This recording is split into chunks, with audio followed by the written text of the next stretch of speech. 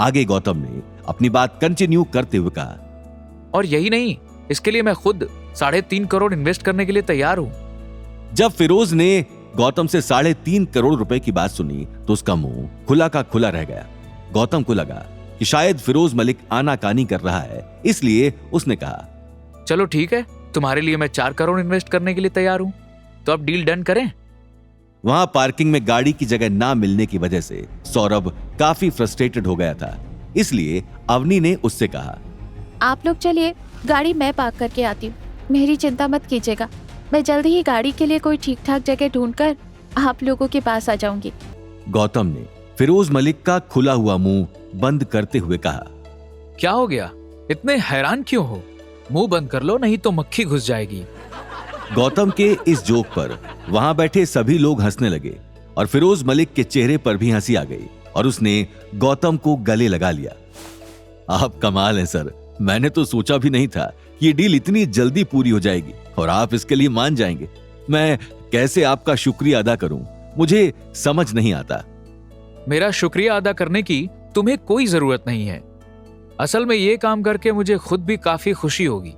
हाँ, लेकिन मैं अपनी कुछ शर्तें अनाउंस करना चाहता हूँ, क्योंकि मैं इस प्रोजेक्ट में इन्वेस्ट कर रहा हूँ। इसीलिए जो इससे प्रॉफिट आएगा उससे रिलेटेड मैं कुछ बातें बताना चाहता हूँ। अगर मुझे इजाजत हो तो क्या मैं उसे माइक पर आकर अनाउंस कर सकता हूँ?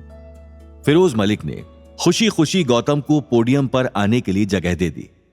उधर दूसरी ओर गीता को लग रहा था कि अगर अवनी साथ नहीं चलेगी तो नील और सौरभ तो एक ही पार्टी के हो जाएंगे, लेकिन वो बिजनेस मीटिंग में अकेली पड़ जाएगी और अगर उन लोगों के परिवार को प्रॉफिट ना मिला तो इस मीटिंग में आना असफल हो जाएगा। इसलिए उसने अवनी का हाथ पकड़ते हुए कहा, नहीं नहीं, तू क्यों लगाएगी गाड़ी, ये लगा रहे हैं ना, और वैसे भी इनकी गाड़ी है, इनको अच्छे से पता होगा, तुझे टेंशन लेने की जरूरत नहीं है। कम ऑन मॉम, क्या बात करती हूँ, गाड़ियाँ तो एक जैसी होती हैं। जब मैं अपनी गाड़ी चला लेती हूँ तो ये क्यों नहीं चला सकती, और वैसे भी मेरा इतना मूड नहीं है। आप चलिए, मैं पीछे पीछे आ जाऊंगी, मैं आने के लिए मना थोड़ी ना कर रही हूँ। नहीं अवनी, मैं नहीं चाहती कि मैं तेरे बगैर जाऊँ। मॉम प्लीज, सिर्फ 2 मिनट का वक्त दो, मैं गाड़ी लगा कर आती हूँ, और वैसे भी जो बात है वो अंकल नील ही करेंगे, क्योंकि वही तो यहाँ के लोगों को पहचानते होंगे ना। मैं तो किसी को जानती ही नहीं, मैं सिर्फ उनके साथ चलूंगी और उनकी बातें सुनूंगी। इसलिए मैं बोल रही हूँ कि मुझे 2 मिनट का टाइम दो, या मैक्सिमम 5 मिनट का, मैं पहुंच ही रही हूँ। जब सौरभ ने देखा कि गीता अवनी के बगैर आने में आनाकानी कर रही है, तब उसने उसको दिलासा देते हुए कहा, अरे भाभी, चिंता करने की कोई जरूरत नहीं है, मैं हूं ना, नील भी तो है और आपका तो भतीजा है, हम सब एक परिवार ही तो हैं। जो मुनाफा मुझे होगा वही मुनाफा आपको भी होगा। आखिर मैं अपने भाई के परिवार को यूं बीच राह में थोड़ी छोड़ दूंगा। सौरभ का इतना मीठा लहजा ना अवनी के समझ में आ रहा था और ना गीता के। गीता ने मन ही मन कहा, बड़ा आया फायदे करवाने वाला, आज तक तो जैसे इसने हमें बड़ा फायदा करवाया है ना।